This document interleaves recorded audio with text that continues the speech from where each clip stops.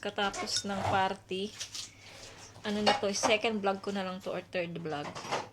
Ayan, katapos ng party namin, ayun na nga, previous vlog na lang yun. Ito, pinilan ako ni Mr. ng lugaw. At binilan niya ako ng gamot para sa aking sakit ng tiyan. Kasi hindi pa rin tumitigil yung sakit ng tiyan ko, mga bebs. Aray, masakit talaga.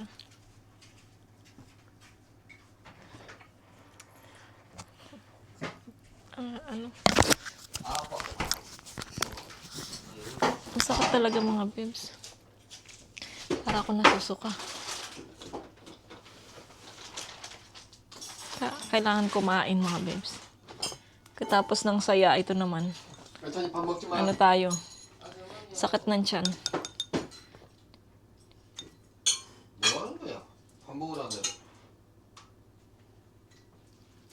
Mahal abi hotpack.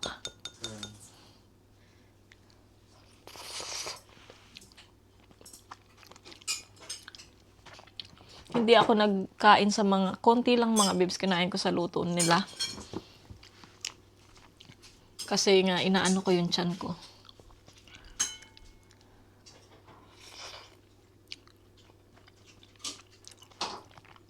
Tapos binilan ako ni Mr. ng lugaw. Korean lugaw, mga bebs. Mamaya open natin yung mga gifts na nakuha namin. Nakuha ko. Masaya, mga bebs. Kahit na masakit yung tiyan ko.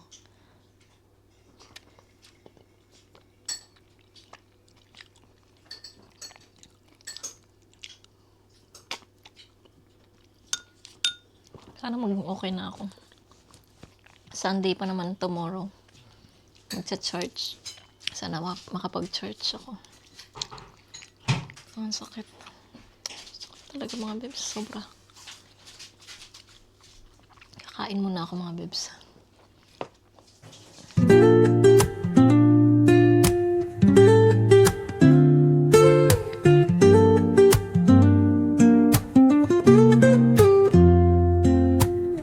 Woke up late, missed the morning glaze, but the sunlight hits in so many ways. Grabbed my shades and hit the streets, no plan, chasing vibes like seashells in the sand. Radio hums a tune I can't name. Crooked smiles, crashing waves, no shame. Flip my phone, toss it in my bag. Today's for us, no time to lag. Feel the world just turning slow.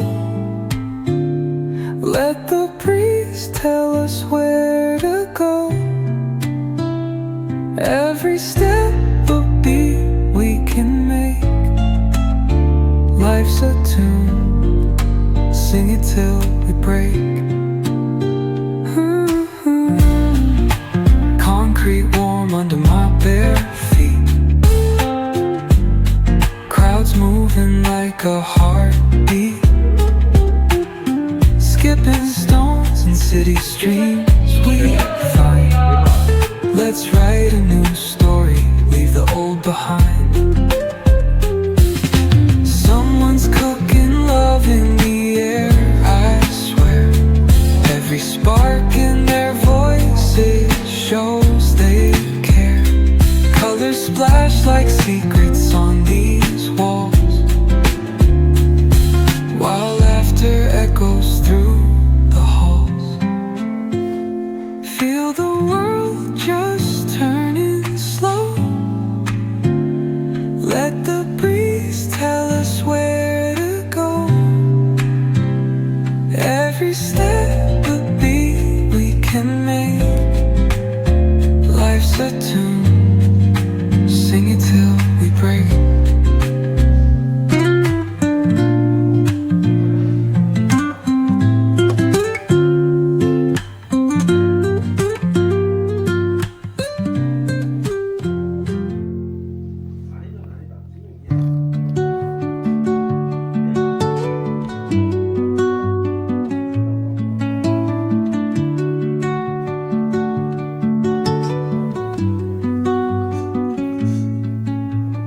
Under the boughs where the shadows play, the wind hums songs at the break of day. Whispering pines, secrets untold, carrying tales only the forest holds.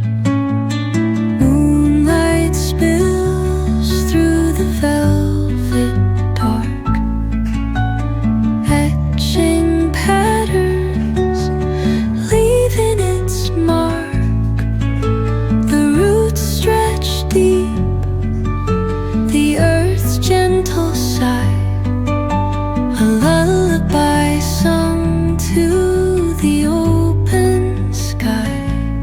Oh, whispering pines, sing me your tune. Mga bebs, dito na kami sa bahay. Galing kami ng emergency. Kasi nga, kasi nga mga bebs, super sakit na ng tiyan ko, 'di ba? Kanina pang madaling araw. Tapos, ayun, sabi ni Mister, dalhin na ako sa, dalhin na ako sa hospital. So, ayun, nagpa-emergency na kami. So, in-injectionan lang ako ng, ano ba yun? In-injectionan ako ng dextrose, tapos in-x-ray yung tiyan ko. Okay naman yung tiyan ko, mga bebs. Malinis daw, sabi nung doktor.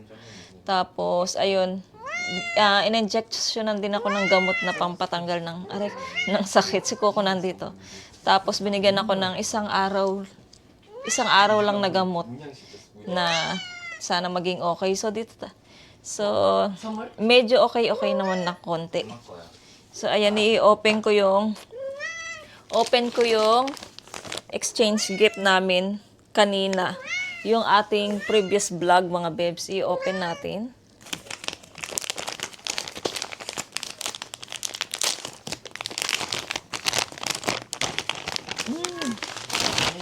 Oh. Ay, kailangan ko to. Wow. Kailangan namin to, mga bebs, towel. Kulay violet. Sakto sa akin, pambabae. Tapos meron pang ganito, oh. Ito eh. Okay. Ito malaki siya, ah. Ah, hindi pala. Ganun din. Ayan, so tatlong, mga bebs, tatlong maliliit na towel mga bebs ang nakuha ko sa exchange gift. Sakto, kailangan namin ng mga towel. Ayan, yung naman ito mga bebs, yung itong dalawang to is consolation lang. Parang galing to kay Merlin yung mga pinamigay niya. So, dalawa yung binigay niya sa akin mga bebs na regalo. So, open natin to. Ano kaya to?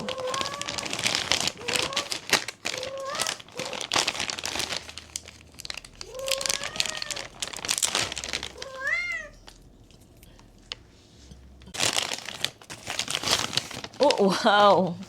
Wallet na mga bebs na 50,000 won yung wallet niya. Oh. Padala natin to sa Pinas mga bebs. Kay mama to, no? So. Kala niya may pera, sabi ni Yeram. So, sa Philippines to mga bebs, ipadala natin. Ayan. Tapos yung pangalawa naman, mga bebs, na bigay. Wow, ang cute. Wow, ang cute ng bag. Wow. Ang cute ng bag mga bebs. Ito naman mga bebs yung pangalawa na bigay ni Merlin sa akin. Oh, maganda siya. I like it. Pang labas-labas, ganyan. Ang ganda niya, oh, mga bebs. So, ayan yung mga nakuha natin na gifts sa ating Christmas party. So, ito, mga bebs. Pag di natin natuloy yung vlog natin, ituloy natin tomorrow, mga bebs. So, ayan po ang ating Christmas exchange gift. Ayan. Thank you! Nakaraos tayo kahit na masakit yung tiyan ko. Nakaraos yung Nagbabalak pa nga sila mga bebs sa January 3. So, dito ulit sa bahay. I-celebrate ba yung New Year? Bibili na lang ulit ng pagkain. Hindi na magluluto mga bebs. So, ayun. Sana okay na ako nun. Sana hindi sumakit yung tiyan ko nun. Para makakain naman ako. Alam nyo ba? Hindi ako nakakain sa Christmas party dahil nga yung tiyan ko ang sakit-sakit.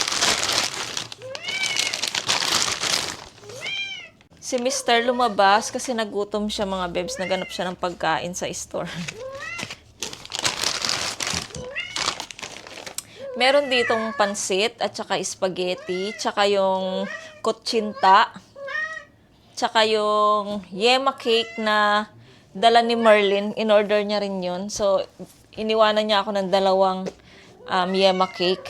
Kasi nga, hindi ako nakakain dahil nga, yun nga yung aking tiyan. So, iniwanan niya na lang ako ng dalawa. Pag okay na ako, pwede ko nang kainin yun.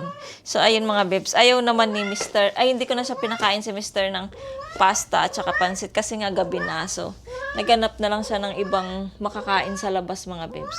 Ayan, medyo okay na rin yung tiyan ko mga bebs dahil sa turok sa akin. So, sana makatulog din ako ng maayos mga bebs sa gabing ito. Si Coco, tingnan nyo. Ayan, Diba? Andito na naman sa akin. Kawawa naman. Ang tagal matapos naman yan, anak. Pumayat na naman siya dahil sa walang tulog.